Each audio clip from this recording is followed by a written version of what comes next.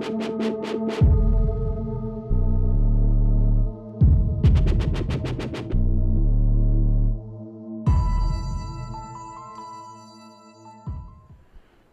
are outside of the city of Cusco, Peru, and what you can see are fine examples of ancient Inca terracing that are in the process of restoration.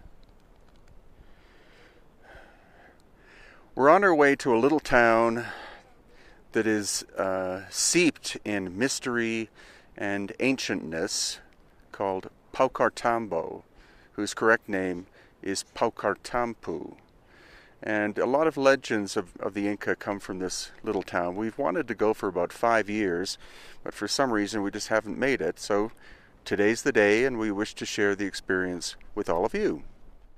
The standard history of the Inca is that they came from Lake Titicaca, but local stories from the Cusco area are that they actually came from the area of Paucartambo, which is more or less where we're heading now. So going through small towns made of adobe here up in the highlands of Peru, handing out candies to the local children. And now we're above the tree line, as you can see, and stopping and handing out more candy to the children.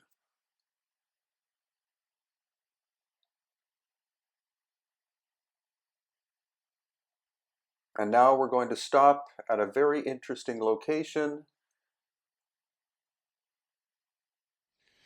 So we are up in the middle of nowhere, above the tree line, and have a look at this.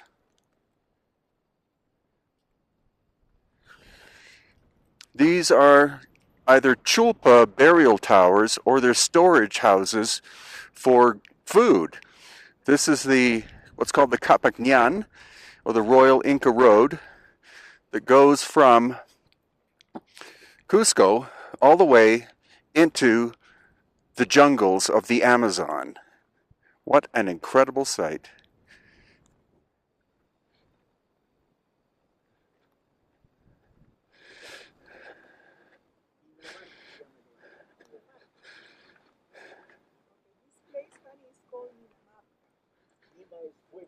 Nina means for fire.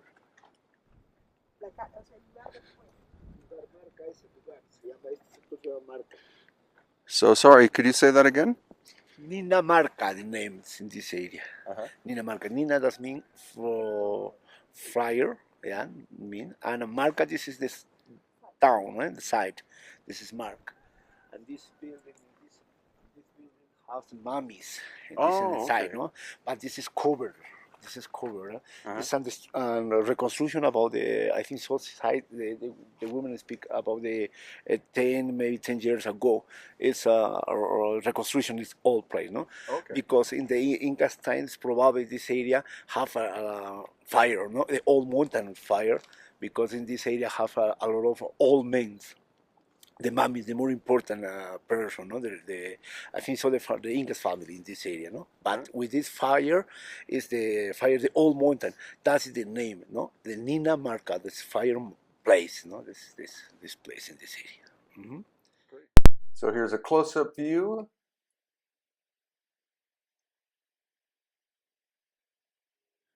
So the small ones are funeral towers, probably for nobility. And the larger ones that are higher up on the hill, which are mainly damaged, are called kolkas, which are storage places for food. So it's likely that the storage was for people traveling on the Royal Inca Road called the Kapa Canyon.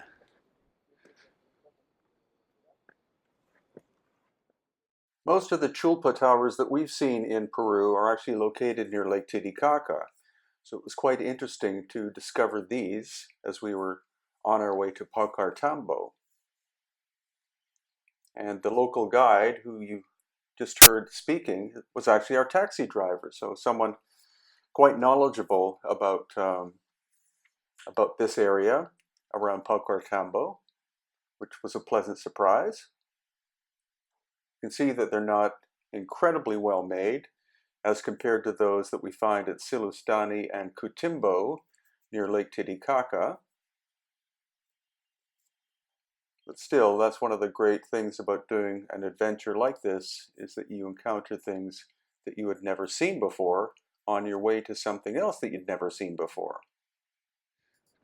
So we are on part of the Inca Road called the Kapa Canyon, which means the Royal Way or the Royal Road. And supposedly there are some petroglyphs up here somewhere. Another great look at the Chulpa funeral towers and what's left of the kolkas, which were the storage houses for grain. So here we are in a different section of the same area of the so-called fire towers.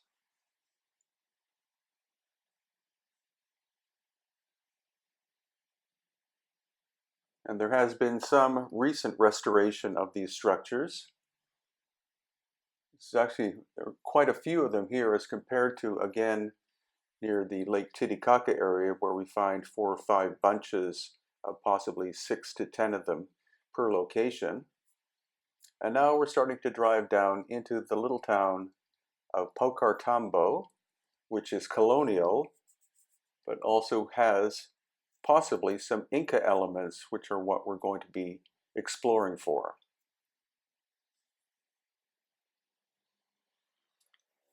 Crossing the river, there you see a very nice colonial Spanish bridge in the background.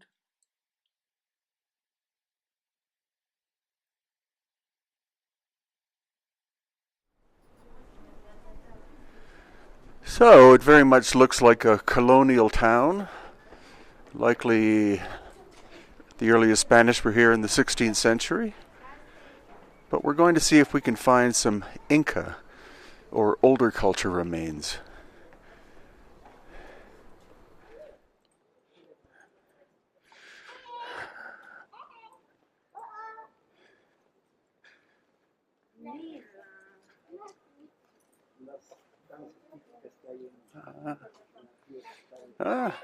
There's a big festival that happens here once a year, and these are some of the costumes involved in the celebration.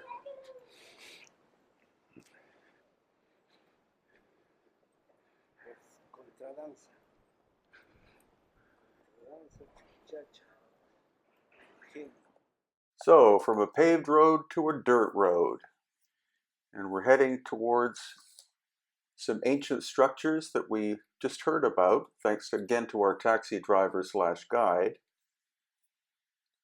What we're going to be looking at is a site called Watokto, and it was an Inca construction, but we're also going to be seeing some megalithic elements, as in pre-Inca work that the Inca did discover and decided to rebuild. And you're going to see, like you've seen in many of my videos, the vast difference between Inca style of construction and that of the much, much older megalithic builders.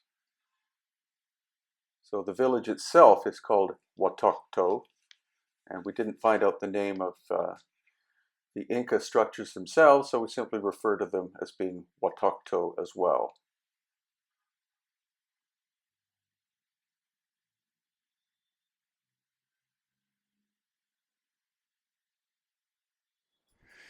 Now this Inca site you will have never have heard of. It's called Watokto, and it's about 5 hours on rough roads outside of Cusco. And here is your first glimpse.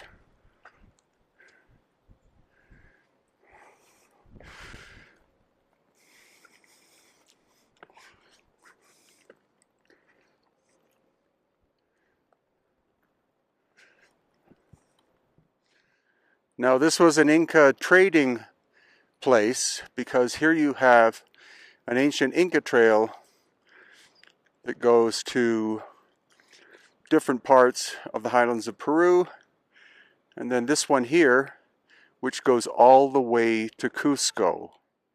So this is another classic example of the Inca reusing an older site, because you see the Inca work on the left And you see the beautiful megalithic, no mortar construction. And then here above, you have the Inca work with mortar.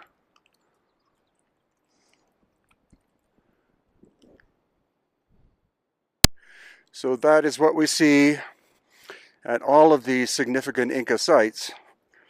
Is you see that wherever you find the megalithic aspect, it means that the Inca found it, knew that the place was important, and therefore built their own construction in this style with mortar and rough stone,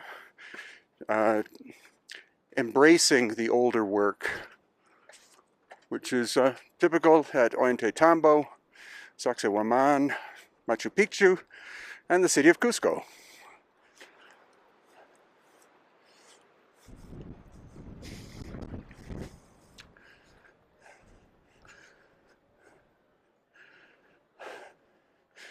Again, you see the difference. Here we have the Inca style of construction, and then the remnants of the older work. Another key point is it's not even the same type of stone, because when we look at the Inca construction stone, you see how it fractures easily. So it appears to have been layered when it was formed originally. But then when we go into what we call the megalithic aspect, see, it's all homogeneous. This is volcanic, likely basalt. And again, the transition from this beautiful basalt stone to the Inca work.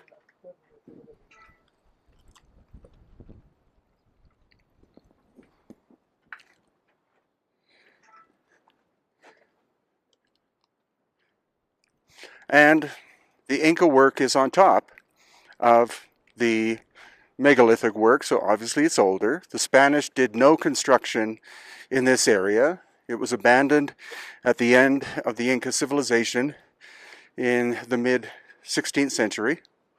So again, like many of the other ancient sites we see in Peru, especially in the Highlands, we see that a very advanced megalithic culture existed not only in Cusco, but in a vast area here way up in the Highlands. And these sites were found by the Inca.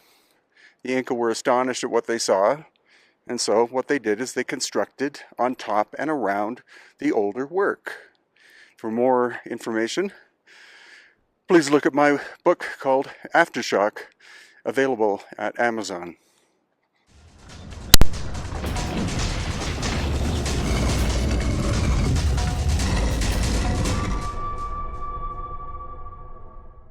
March of 2020, we'll be exploring Egypt once again, the dynastic and older megalithic locations. Immediately after that, we'll be going to Israel to explore megalithic aspects and, of course, the biblical locations. And then late May, early June, be at Contact in the Desert in Indian Wells in California.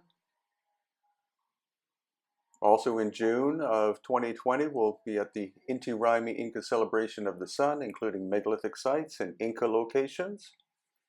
In August, our annual Elongated Skulls of Peru and Bolivia tour.